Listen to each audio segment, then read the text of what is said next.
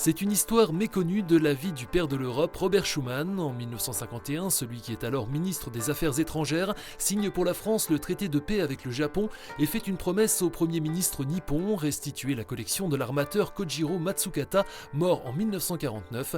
Une collection exceptionnelle de 300 œuvres, parmi lesquelles des tableaux de Gauguin, Van Gogh, Manet ou encore des sculptures de Rodin, dont la restitution sera à l'origine de la création 8 ans plus tard d'un musée d'art occidental à Tokyo, créé par Le Corbusier. À la maison de Robert Schuman, on parle aujourd'hui du génie de l'homme Robert Schuman, le politique qui a compris comment, après la guerre, après le traité de San Francisco, on arrivait à recréer des liens avec l'ennemi en matière culturelle pour faire vivre le patrimoine immatériel et matériel français. La collection Matsukata est exposée pour la première fois en France. Elle est à voir jusqu'au 17 décembre dans la maison de Robert Schuman à Sichazel, à côté de Metz.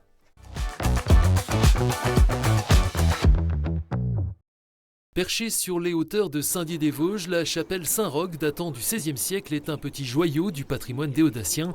Depuis une dizaine d'années, ses propriétaires qui habitent la maison attenante font revivre le lieu en ouvrant leur jardin au grand public de mai à octobre.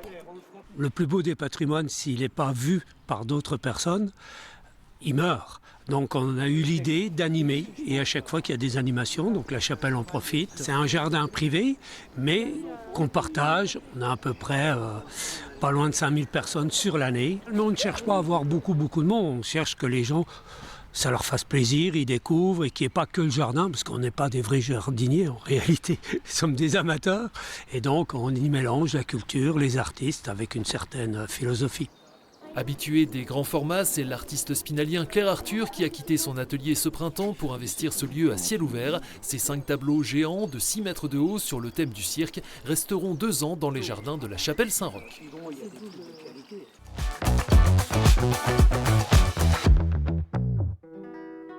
Ici, on remonte le temps. À Crésantigne, petit village de 300 habitants, à 20 km au sud de Troyes, le musée du passé simple se veut un témoignage de la vie d'autrefois. Ouvert en 2001, il renferme plus de 1600 objets du quotidien des années 1850 à 1950.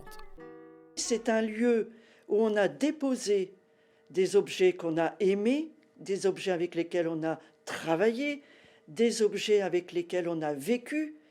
Donc ces objets qui étaient mis de côté, soit dans des greniers, soit jetés, retrouvent la lumière, retrouvent une nouvelle vie. On fabriquait aussi des objets durables parce qu'il n'y avait pas la possibilité d'en acheter. Et sur certains manches d'outils, on peut encore, en caressant l'outil, sentir les mains, l'emplacement des doigts, puisqu'ils ont tellement servi que même le bois a été marqué. Le musée du passé simple est ouvert tous les dimanches après-midi du 1er mai au 30 septembre et sur rendez-vous le reste de l'année.